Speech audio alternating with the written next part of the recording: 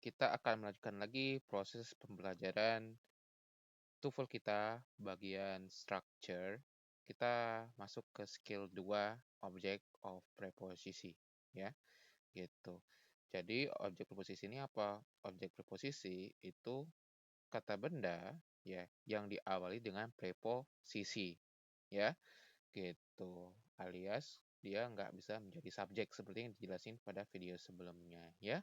Nah, preposisi itu ada apa aja? Preposisi itu ada in, ada at, ada of, ada to, ada by, ada behind, dan ada on, ya.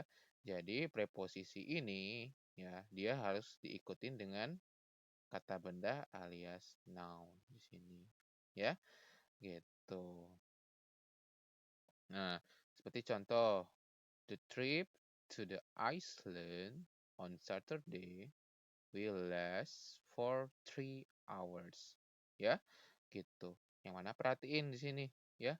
Di sini yang jadi subjeknya itu the trip, ya, gitu. Sedangkan the Iceland Saturday dia nggak bisa jadi subjek, ya. Karena kenapa? Karena ya, kata benda ini diawali dengan preposisi di depannya. Ya, alias dia nggak bisa jadi subjek. Jadi subjeknya itu the trip. Kalau kita perhatiin, the trip ini dia subjek tunggal. Ya, will ini termasuk dalam modal. Ya, last ini kata kerja bentuk pertama. Kemudian 3 hours ini juga merupakan objek preposisi. Karena apa? Karena diawali dengan kata for. Di sini ya untuk 3 hoursnya. Oke. Nah, oke, jadi kita bisa langsung bahas ya ke contohnya. Di sini ada contohnya ya. To Mike bla bla bla bla was a big surprise. Nah, di sini untuk to make-nya sini dia bukan subjek ya, dia objek preposisi. Karena apa? Karena Mike-nya ini diawali dengan kata to, ya, gitu. Berarti untuk contoh soal ini kekurangan apa? Kekurangan subjek. Karena apa? Karena wasnya udah ada. Wasnya ini sebagai verba, ya. Ya udah kita cari aja di pilihan gandanya. A, really. Really ini dia adverb, dia nggak bisa jadi subjek, ya. Berarti kita A yang kita colek. Yang B, the party. The party ini merupakan noun phrase, alias dia bisa jadi subjek, ya. Jadi untuk melengkapi structure di kalimat contoh, ya itu jawabannya yang B, ya. Funny ini dia adjektif, kalau when ini dia konektor, ya. Jadi objek preposisi itu dia nggak bisa jadi subjek, ya, alias dia merupakan bukan noun alias objek preposisi, ya, gitu. Nah, triknya masih sama di sini ya, kita nggak perlu menerjemahkan kalimatnya secara keseluruhan, kita hanya cukup mengklasifikasikan mana subjek, mana predikat, mana objek, mana adjektif, ya, mana yang jadi objek preposisi, ya, gitu. Oke, kita mungkin bisa latihan dulu ya untuk nomor 1 sampai nomor 10, ya. Nah, di sini kita bahas dulu untuk nomor 1 sampai nomor 2-nya karena udah dikoreksi, ya, gitu. Oke, kalau kita cek di sini, the name ya of the baby in the crib is Jack, ya. Yang jadi subjeknya itu the name. Kalau the baby dengan the crib karena diawali dengan of dan in dia nggak bisa jadi subjek, alias jadi objek preposisi, ya, gitu.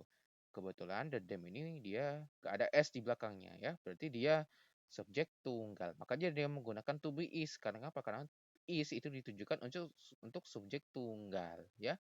Nah, Jack ini bukan kata kerja, makanya kita panggil is di sini ya untuk jadi kata bantu. Yang nomor 1 itu correct, ya. Kemudian untuk nomor 2 ini by the next meeting of the class need to turn in the papers. Kalau kita perhatiin di sini ya, the next meeting dan the class itu dia nggak bisa jadi subjek. Karena apa? Karena diawali dengan kata by dan of. Ya, by dan of ini preposisi. Ya, sedangkan di sini dia sebagai kata kerja bentuk pertama. Tapi sayangnya nomor 2 ini kekurangan subjek. Jadi nomor 2 itu incorrect ya. Harusnya gimana? Harusnya uh, the next meetings gitu ya, atau the next meeting ya, meetingnya nggak pakai s tapi need-nya pakai s. Karena apa? Karena need ini ditujukan untuk subjek tunggal. Kalau needs-nya pakai s ya.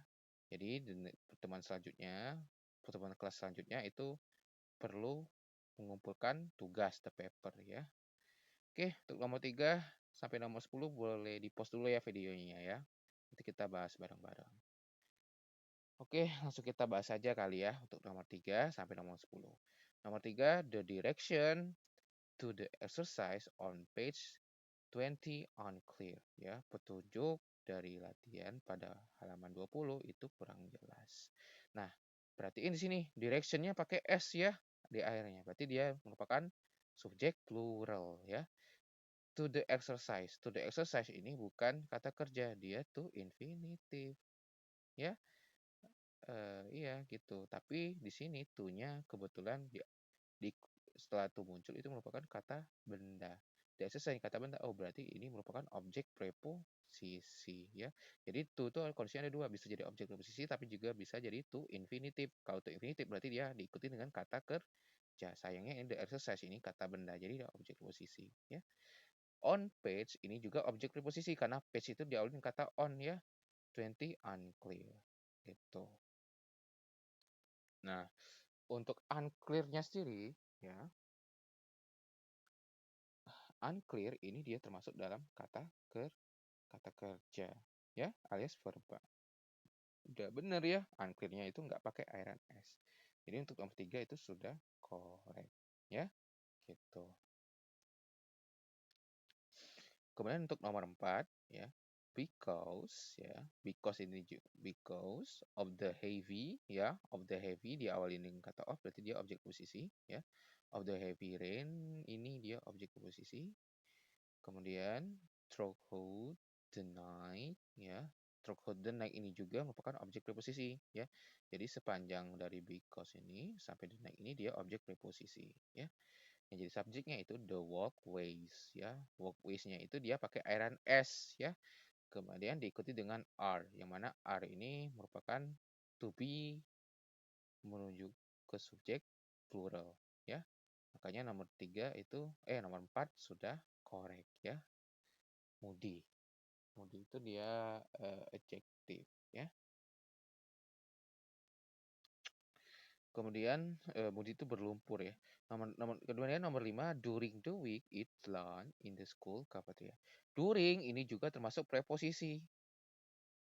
Ya, gitu. Jadi dari kata the week ini, during the week ini dia objek preposisi. Ya. Kemudian kata it ini dia kata kerja ya. Lunch ini kata benda.